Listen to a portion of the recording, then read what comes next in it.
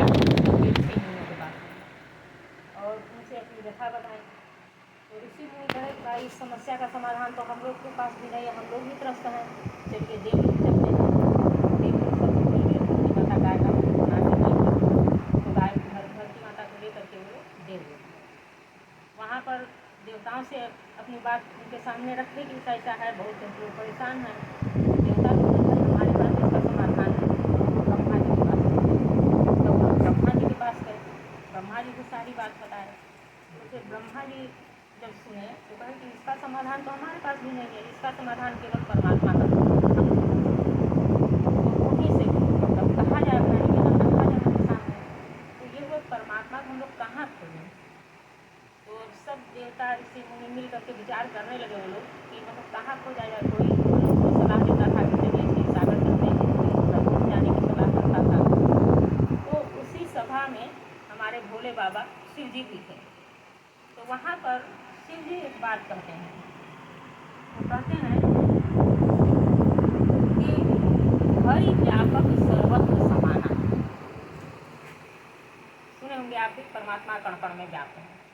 कहते हैं कि हरि व्यापक सर्वत्र समाना अप्रेम के प्रकट मैं जाना का मतलब मुझे अनुभव है इस बात का कि परमात्मा प्रेम से प्रकट होते हैं। वो तो हर जगह व्याप्त हैं, लेकिन कहते हैं ना प्यार से पुकार लो जहाँ तो प्यार से आप प्रेम से पुकार लो प्रकट हो जाते हैं। तो हमारे अंदर परमात्मा के लिए प्रेम होना चाहिए।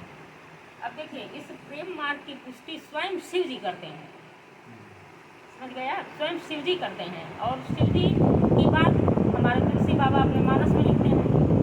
और मानस इसके पहले शिव जी खुद बना चुके थे, मानस की रचना तुलसी वो शिव जी की है और वो अपने मानस में रखे थे। फिर वो पार्वती जी को सुनाए, इस तरह से फिर उनके पास आया तो इन्होंने लिखा।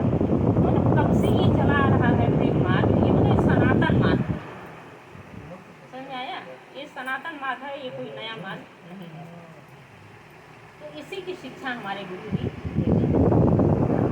प्रेम पर चल करके, प्रेम के मार्ग पर चल कर, ये कोई मजहब पंथ या रास्ता नहीं है, ये तो एक मतलब मजहब पंथ या वो संप्रदाय नहीं है, एक रास्ता है।